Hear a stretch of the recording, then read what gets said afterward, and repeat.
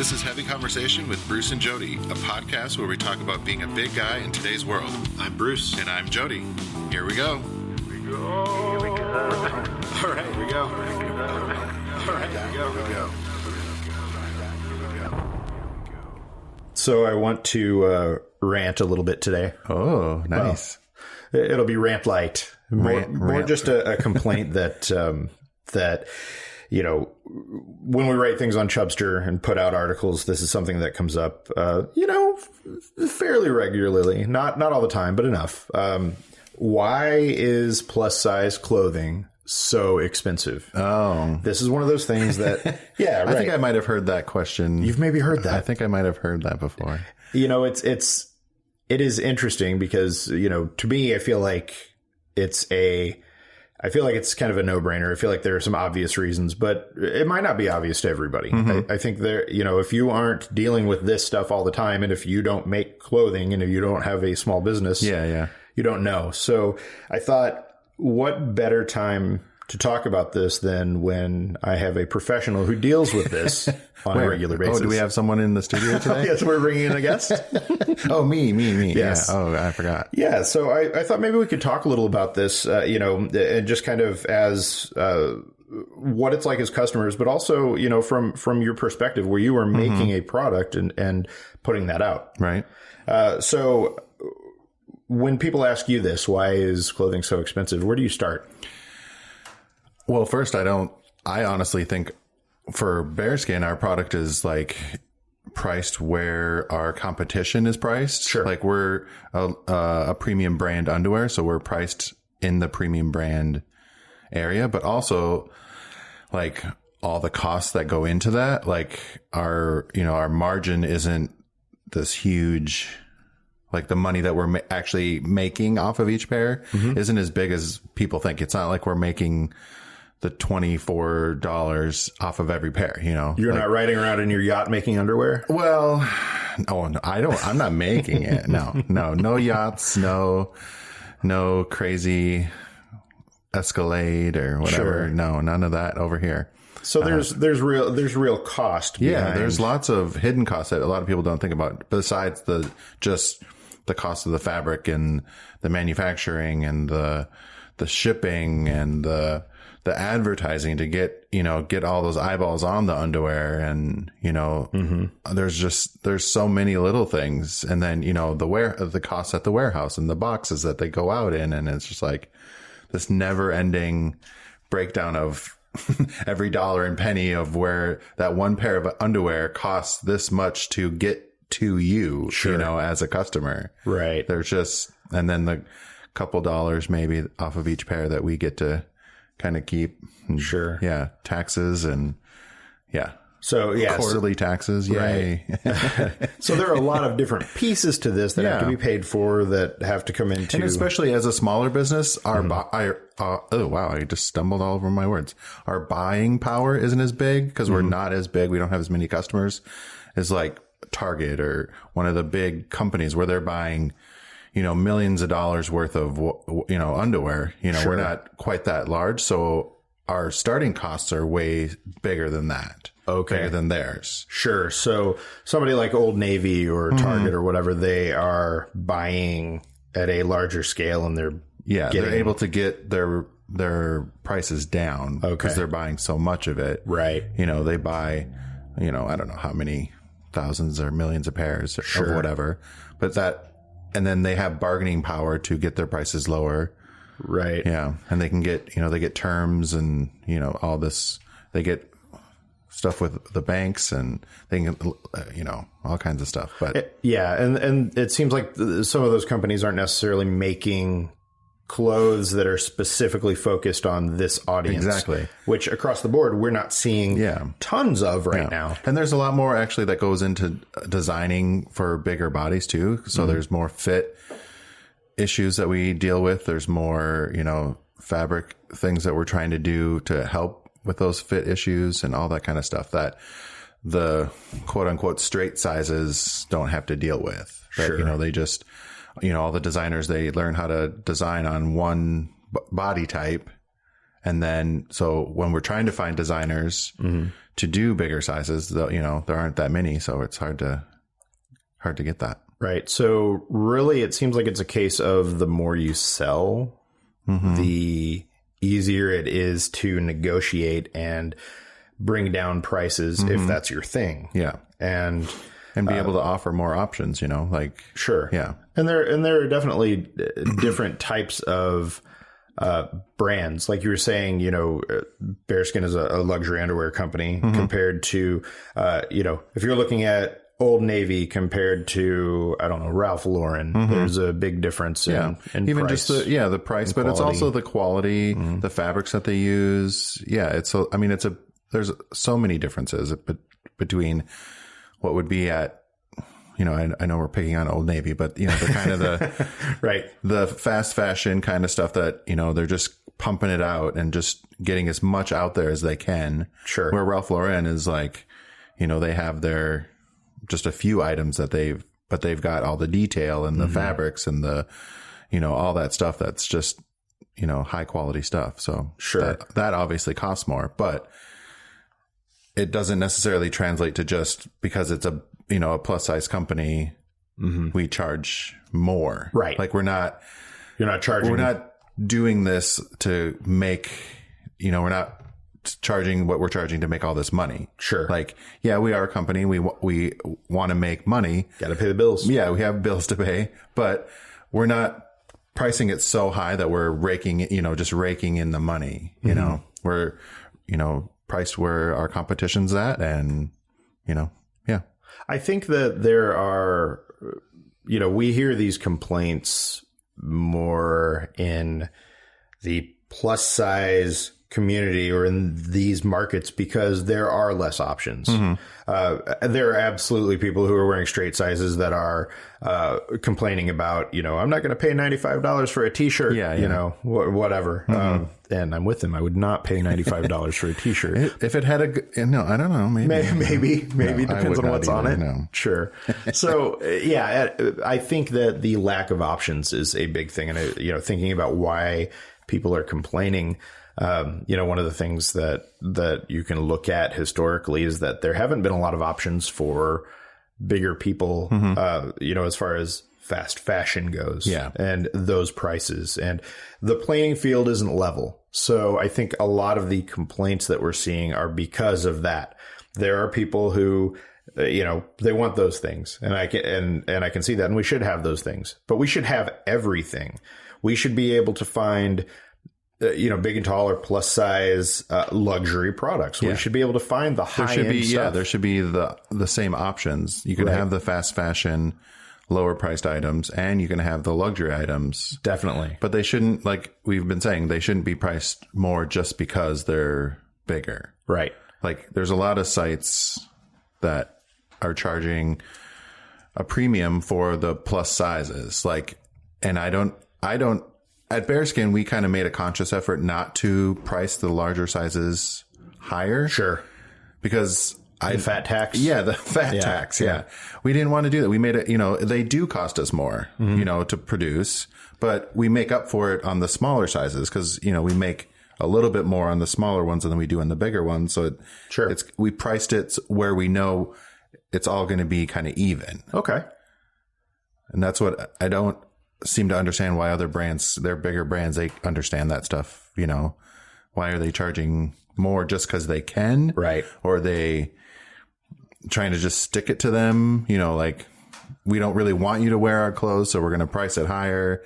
And then we're going to say, well, it doesn't sell well, so we're not going to carry it. I don't. Right. That's kind of where I feel. There's so much thought that is not put into how to launch a plus size line or a plus size brand. And companies have such a backwards idea of what people want. And they are afraid to, we've talked about this before. Yeah. They're afraid to branch out into that. So I think, that works against us as well.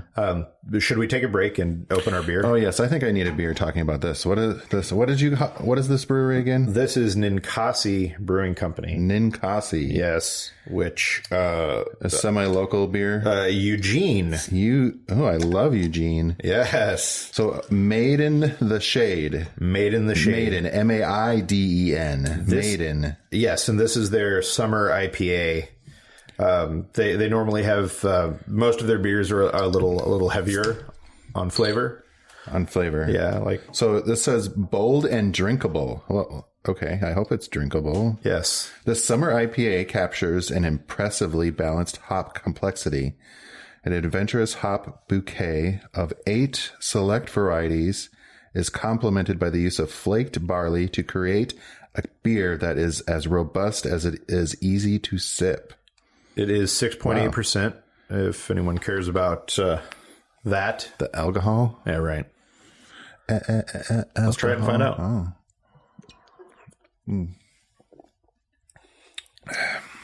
So- No. No? That is real hoppy. And this is one of their Here you go, tech guys. handing it off to the judges. Yes. That is not my cup of tea. That is a lot. That is, what did it say? Something your- hoppy? Yeah, no. Bottle of beer. It's I feel like it's hoppy, but it's clean. At the end, it definitely has that bitterness that kind of stays with you. A bite, yeah. Note that I'm trying to describe these better. Yes, I appreciate that. That moving was forward. I'm working on this. bitey.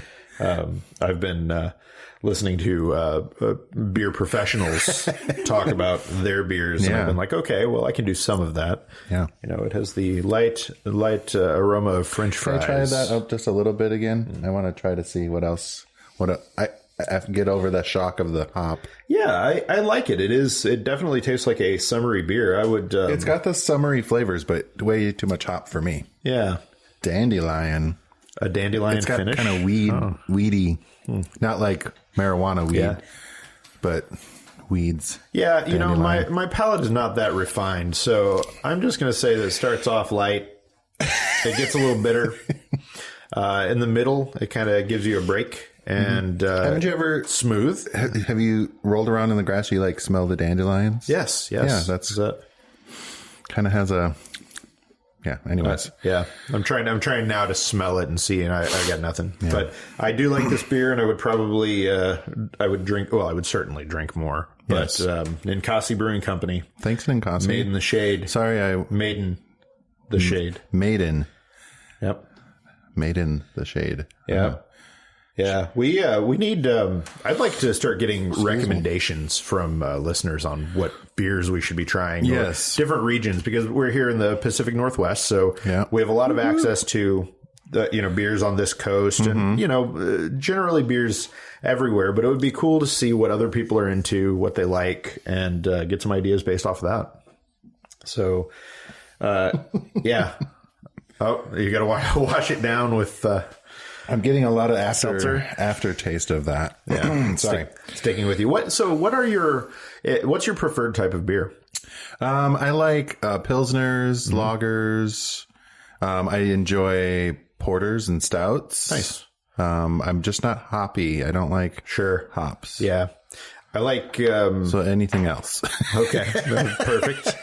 But I'm willing to try it. Well, good. I think that's the important thing. You're willing to give it a try. Yeah. So, yeah, I like. I'm pretty equal opportunity. I'm usually less of like I don't like coffee beer, whatever. Okay. Yeah. But I'm pretty open. I'm a big fan of a Kolsch. Yeah. Some of those are all right. Yeah. I don't like warm beer. No. I'm generally not a big, you know what? There is a warm beer a beer that I enjoy drinking warm. Okay. I guess we'll have to try that one. Yes. I'm going to have to find it because I'm going to butcher the name. Yeah, we'll do it on another episode. And it's then like Mr. Jones's Apartment or something. It's an English beer. Okay. It's great. Well, maybe we'll wait for a winter episode for that. So I'm being asked why not coffee beer, and I don't like the I don't know. It's just the kind of this. There's a rough darkness about coffee beer that pushes me away from it. That turns me off. Now that said, I will drink heavy dark beers. It's not.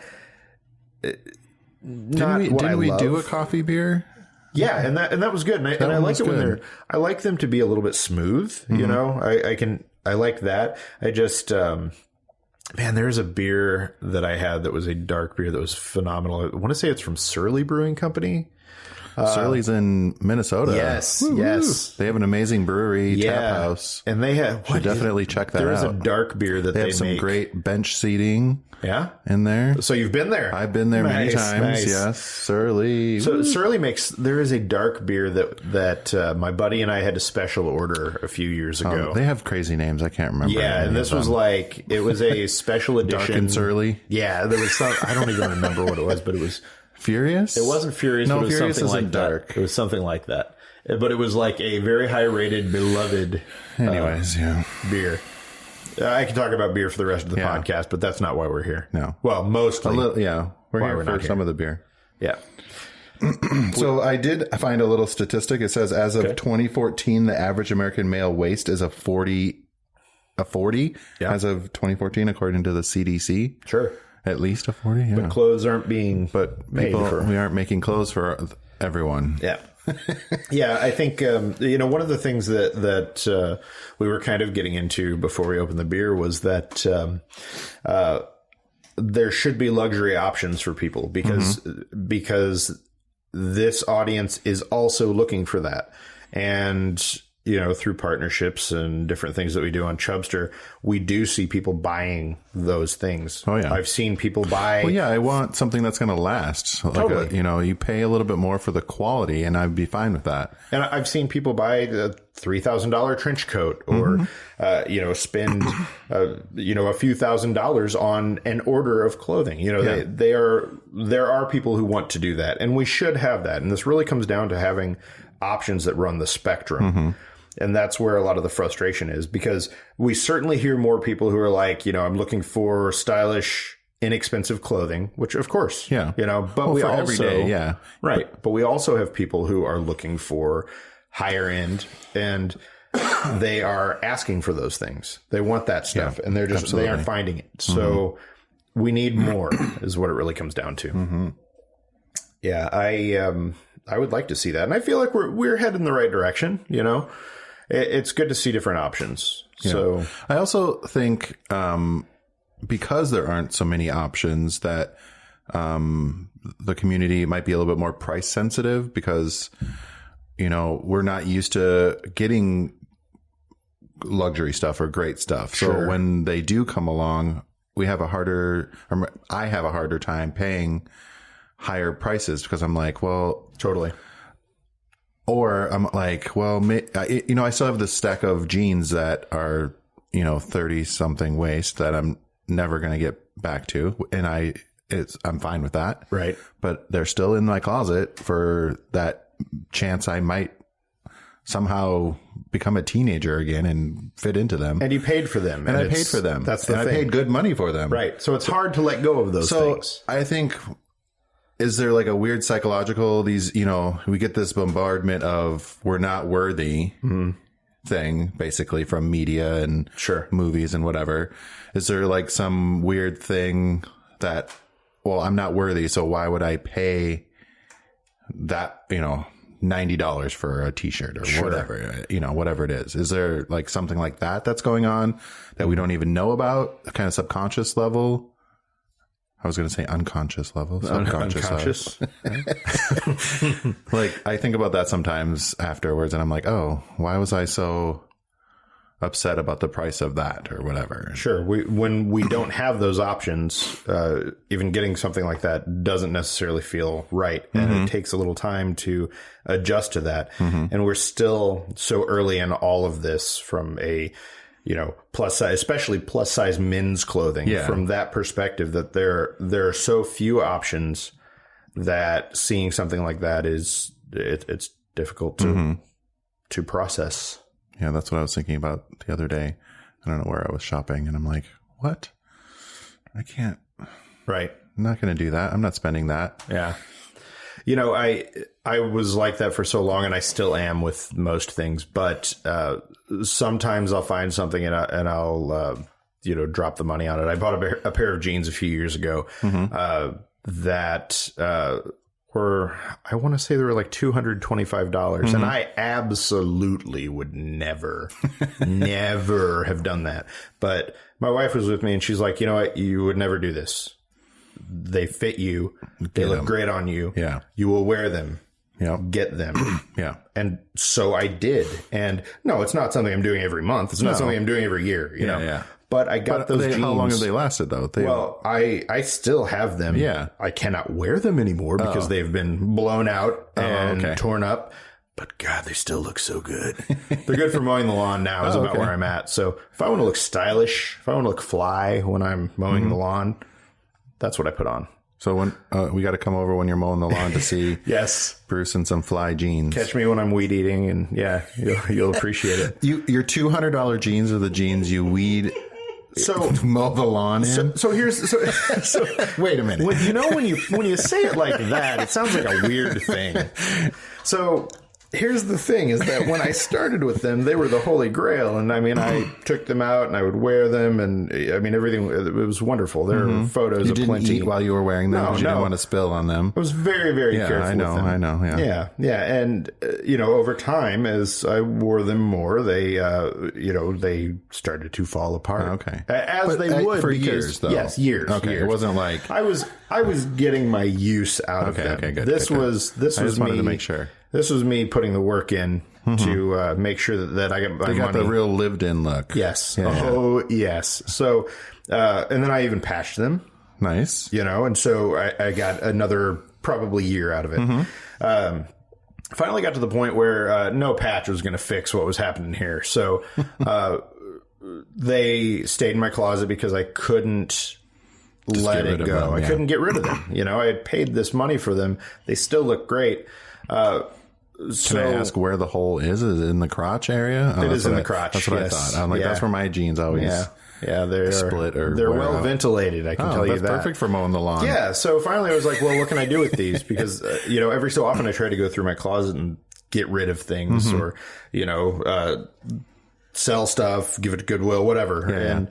And I found them, and I just haven't been able to let them go. So I thought, okay, when I work around the house, or I'm, I have a couple of pairs of jeans. Whenever you're doing weird household things, you're like, well, these still fit. They're just not appropriate for going outside in. Right. And high fashion life. Yes. This is high fashion. This is what it's all about. The lawn in $200 jeans and scrubbing the toilet in your $90 t-shirts. Totally. And I mean, they're blown out in the crotch, but let me clarify that my balls aren't hanging out or anything. This is not that. I mean, well, because I'm wearing underwear. Wearing the bearskin underwear that are, yeah. So everything's where it should be. Oh, I thought it was a whole different sort of mowing the lawn type of situation going on there. I can't do that to the neighbors. They didn't ask for this. So maybe they did. No, just kidding. So I mean, I hold on to them now. I should probably look at buying another pair because I love them so much. They fit me so well. They look great. Do you want to share do you remember what the brand is? Or? Sure. It is AG jeans, and I got them at Nordstrom. I mean, years ago. The AG Graduate. Oh. So they have a tapered leg. Is that a brand they still carry? I believe so. AG Jeans Graduate. Yeah, the AG Graduate. I'm gonna have to check that out. Yeah, and I wear Levi's. That's all I ever. So these came out around the time that all these companies started putting like stretch into their jeans, and sometimes that's good, sometimes it's not. It is. Because I'm currently wearing a pair of stretchy shorts. Yeah. And they're like, if you wear them for like more than a couple days in a row, they're like stretched out. Oh yeah. They don't want that. Yeah. Yeah. I'm like, they're just like falling off. Yeah. Like I was like, ooh, these are cool. And then after like you put them on, because they're not dirty. Right. I just wear them again. And then I'm like, oh, these are falling off me. Yeah. I had to when they were still able to be worn out in public, had to wash them on like high heat and dry and shrink them back up. But it was worth it because, man, they look good. It's like, you find $200 for a pair of jeans to treat yourself that are gonna give you that banging booty and Yep. So is that the right term? Banging booty. That's what it is today. Is that what the kids are saying? We're talking lawn mowing and banging booties on whoa. this episode of... Wait a minute. That's not what we're talking about. Hold on. I am writing this down because banging booty. We're bringing banging booties back somehow. But I mean, it's, I feel like it was absolutely worth it. So... And they lasted. They were quality, whatever. Yeah. And I didn't think that they would fit. They don't have the greatest size range. I'm a 44 or 46 generally. These are a 42, but they stretch. And I'm not saying that like these are a 42 and I stretched myself into them. Like the way that they fit worked for me. So We've talked about weird sizing. Totally. Every brand. Yeah. Yeah. So absolutely worth it. So, yeah, I guess we answered a little bit about what's the moral of the story why here? are plus size brands more expensive? Not all of them are. Right. Absolutely. But yeah, sometimes there's weird hidden fees that you don't think about all the time. Yeah. There are luxury brands out there that have great stuff. And, Yeah, I mean, it is worth it. I think, when you're a small business, you need support, you need love, you need people who are willing to buy your product. And I don't think that anybody is saying that you should go out and spend money you don't have on things. But we got to start somewhere. And that's kind of where we're at. Support the brands that are out there trying to change it, trying to get more clothes out there for you. There's lots of brands out there. Right. And the more that you support these brands, the more options you're going to see. Yeah. That's what we want. You start buying more clothes, there'll be more clothes for you to buy. Definitely. Companies will see that there's money there. Yeah. Without a doubt. All right. Well, I hope this helped. It helped. It helped me. It felt good. Good. Felt good to me, too. I haven't told anybody about the lawnmower pants. It's great. I'm coming over to see what that's about. Perfect. We need to get a photo now. All right, guys. Thanks a lot. Thanks. Thanks for listening to Heavy Conversation. Be sure to like and subscribe on iTunes or wherever you get your podcast.